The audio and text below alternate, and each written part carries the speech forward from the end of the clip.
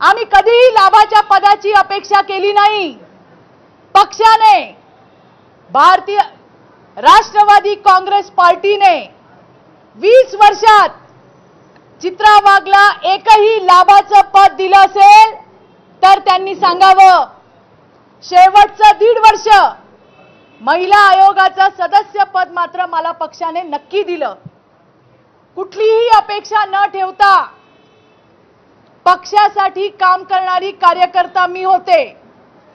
माझ्या सोबत तुम्ही काय काय केलंय अजून मूठ झाकलेली आहे, ती उघडायला लावू नका, नाहीतर पवार साहेबांना त्रास होईल। परत सांगते। दुसरी गोष्ट, तुम्ही म्हणता की आमच्या नेत्यांना कसं बोलतात। देवेंद्रजी आमचे नेते आहेत, या महाराष्ट्राचे उपमुख्यमंत्री आहेत, मोदीजी प्रधानमंत्री आहेत। त्यांच्याबद्दल बोलताना हा शहाणपणा कुठे जातो विद्या चव्हाण? त्यामुळे आम्हाला शिकवायच्या भानगडीत पडू नका।